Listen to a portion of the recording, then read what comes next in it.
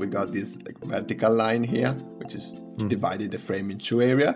And we got this perspective line, this like carpet here, which pops out a lot because the only color you got in the scene. One thing that is really cool in this shot that I wanted to point out is the framing. I think the fact that we are in an elevator and it lets you frame the environment that you see through these windows in a way that you can control. So sometimes you got an elevator opening, sometimes you can have a window, sometimes you can have a gap in some rocks and you can frame some vista elements, something like that. This is like common practice that we do in game to create interesting places where players can check what's inside the windows and see like the storytelling of it and everything. It looks like he shot himself, so there is the hand here next to the gun, which looks like probably he was holding the gun. You have the blood there that came out from his head. You can see the splashes of blood all over the place.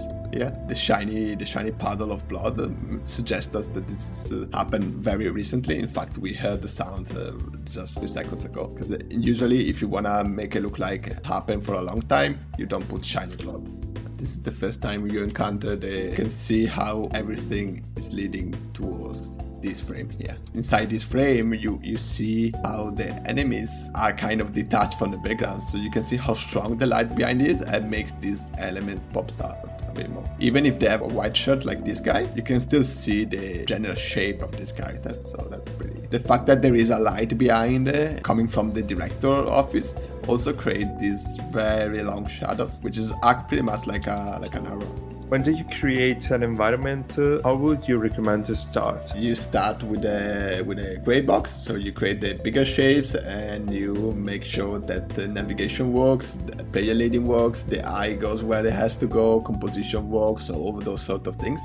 And from there, you start to replace things like assets, structural elements, and things like that. You start to add texture, and you make sure that after you did the first pass of beautification of the blockout, you make sure that the navigation and the player leading still work as good as it was doing it before. And then if that's still the case, then you go to the next pass, which is more like a polished pass, and obviously lighting as well. I think lighting comes in the blockout too. And one thing that I wanna talk about is the amount of material that this environment has.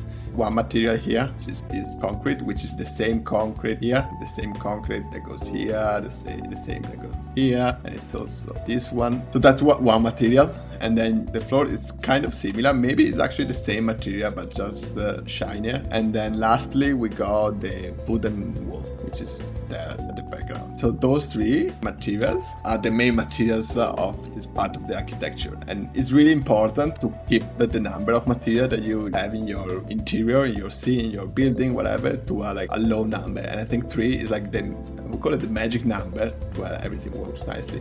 And again, it's really important as well to break wall with the floor so that you can see where one end and the other starts. The infrastructure elements of the environment.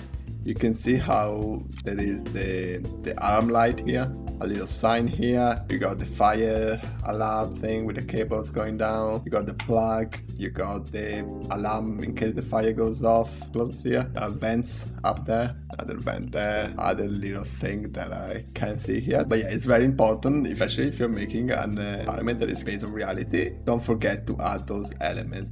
All those elements are very important to make an environment in an interior believable. Dot marks or some elements that are coming from the door where you want the players to look at will be enough to sell the fact that from this direction I want to go in there. On top of that, I can see how this pipe on the ceiling, they are all converging to this door here, sign here, which is this like characters or the animation or movement really channels the players inside this door. When you place the pipe like that, create a sort of a connection to the wall, not just have the pipe going straight to the wall like it is now, but maybe have this element here just to create a better transition between the pipe and the wall. You can see already how this space is such like a boss arena. You can see how powerful and tall space. You can see how the pipes are like going around the lights to create this interesting effect. This corridor here, and you got this part here that is very highlighted because of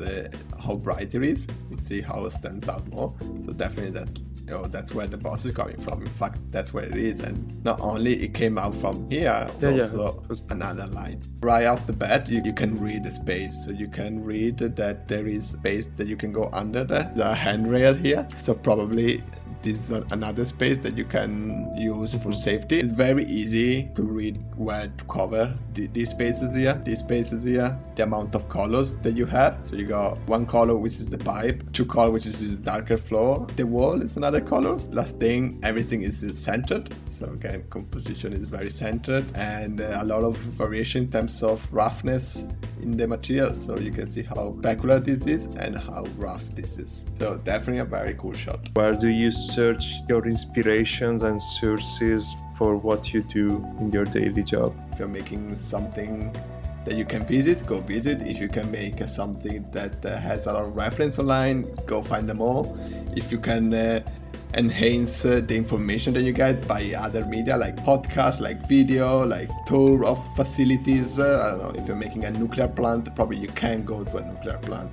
So it might be better to check on YouTube if there's any video of people having a tour inside that, and try to understand as much as possible what goes behind a power plant, not just like the image of it. So you need to understand, maybe there are like always a chamber where you have to change clothes because you need to put like the clothes to protect you from potential radiation. So you need to have that on all the entrances, having some sort of health and safety that you probably don't see in public building, because it's different. It's either like it's not public, so people working knows what they're doing, and also people working there knows that they are working with potentially dangerous elements, that could change how the health and safety of that space will work. So you need to look at all these like little things, as well as infrastructure of the space. Do they have a fire extinguisher in a nuclear plant? Who knows? You need to find out, right? So all these little elements. So basically you need to ask a lot of questions that you don't have answer to, and find the answer. You do like McGonagall does with his movies. He becomes the character that he needs to play. Jacopo in this way he becomes the environment that he needs to recreate in a sort of way. Touch on a good point. Like when you make an environment, you need to be in the shoes of an architect, of an engineer, of whatever role that will fit the things that you're making. Common thing that we do to make everything more pleasing to the eye is to create some sort of skirting or color variation. Yeah, you can see there is like a white line here, plus the bottom of this part is sort of darker, and then you got the floor, which is whatever it is. On top of that, usually we also add a little skirt, unless this is already extruded outwards. If not, we usually add this, and that's to create an interesting transition between the vertical line and the horizontal line via these sort of details here. Here there's like a light switch, plug, thermostat. You got the classic office light. There is a door here which is kind of behind him, and you can see how it casts the silhouette here. And the light here is highlighting this number here. It's like 1 and then 2. Okay, there's a number, and then why there's a number, and then oh, there's a door. That's cool. And you can see again the details that we were talking about. In this case, this metal part here is not just there to make it cool, but it's there with a logic in mind, which is cart and bump to that. So in general, they don't want to ruin the door, so they will put like a protective layer of metal to protect that, which is something that you can do on walls too. Again, we got this wall element. I think it's also behind him, but you don't see it much. And we got another source of light here, and I'm pointing out all these things because ultimately, thanks to these amazing paddles here on the floor, which is again connected to what it's doing, right? There's the mop here, it's all connected to that. Thanks to this nice paddle, we got this interesting reflection here of the light that we saw there, and the light that we saw here. Even where we don't have the symmetry of the